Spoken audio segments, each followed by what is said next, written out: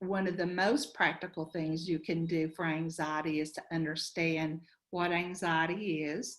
And anxiety is actually a fear of something that may or may not happen in the near or distant future. Okay.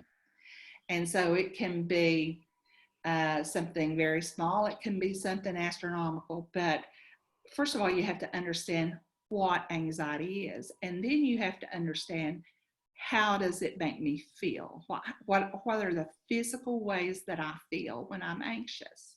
And so maybe it's rapid heartbeat. Maybe you feel like you've got pressure on your chest. Maybe you're sweaty, or maybe you're cold or clammy, or you find your hands wringing your hands. What physically is happening when you're going on? So you want to know what it is, how it makes you feel, before you know what to do about it. Okay. And so the single best thing to do for anxiety, because what happens when you get anxiety is you begin to shallow breathe. Okay. And you don't notice it when you're doing it. You don't know that your breathing patterns change, but it has. So becoming aware of your breathing, and then learning how to breathe. And so breathing is as simple as you're breathing in through your nose, a deep breath for about 4 seconds, hold it for about 4 seconds, blow out through your mouth like you're blowing through a straw for about 8 seconds. Repeat that about 5 times. Now, if you want to know if that really works or not, then go on to Amazon.com or wherever, buy yourself the little oximeter that you fits on your finger. Take and let it take your heart rate.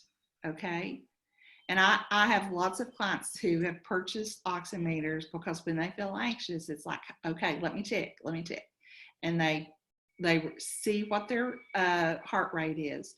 Then they breathe 5 times and then they check their heart rate. Breathe 5 more times, check your heart rate. And you can teach yourself that your anxiety is directly connected to your breathing. And it's the single best way to reduce anxiety. Okay. But you got to learn yourself. You got to learn about yourself. And so, that's a simple thing. Yeah. That's a physical thing. That's a scientific thing that you can do to reduce your anxiety. Yeah. That's great and simple, and we've got the mechanisms at home here. You're just breathing. That's great. And I also loved the timeline thought and idea of just seeing God's faithfulness, and it really builds trust in Him during these times of uncertainty. Thankfully, I've not experienced much anxiety myself, but I think I'm going to do the timeline anyways. Yeah. Well, you have anxiety, and anxiety is normal in a certain setting.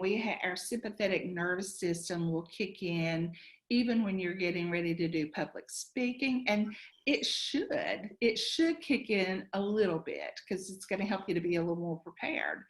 But once you get into the speaking part of it, lots of times that will go away, or it will just dissipate.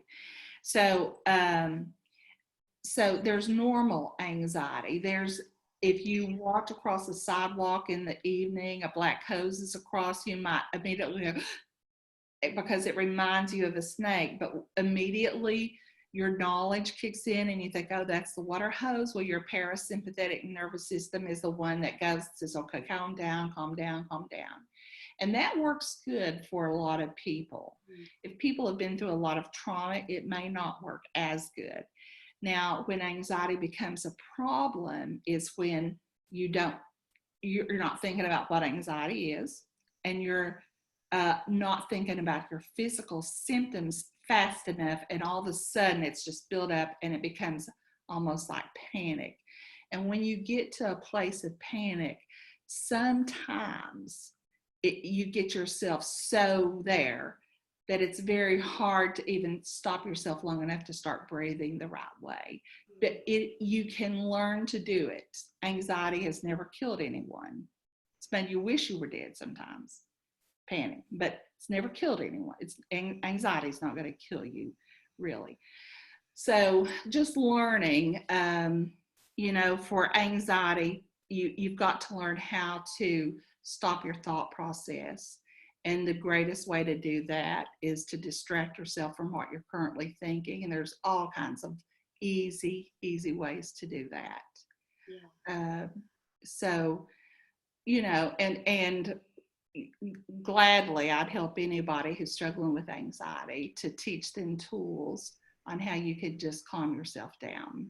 Yeah, and that's even just great things to do with your kids now, regardless of if whatever level of anxiety they may be feeling, or just through this time of uncertainty. I think it's great to do a timeline. Teach yourself those breathing techniques, um, but with your kids especially, just to show them the faithfulness of God Mhm. in your life, in their life. I think that's a great thing, a great tool for sure to do. Well, and knowing just what to tell your kids at whatever age they're at, because you don't tell kids everything that is adult knowledge, and I think learning to be aware that it's not healthy for an adult to sit in front of the TV all day long watching the news clips. I would say, watch 15 minutes of news in the morning, maybe, and watch 15 minutes of news in the evening. Or, some people really enjoy watching the governor and the president. But I think one thing that I've noticed from even their deliveries that I've watched, and I don't watch it every day, but that they have in some way been blessed to balance good stories with the bad stories, and to understand that there's good things, really good things happening too.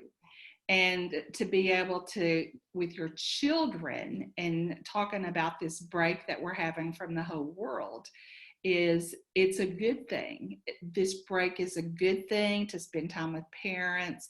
It's a good thing to teach new little hobbies, or what I think one of the best things that parents can do right now is to teach children things about scheduling and work.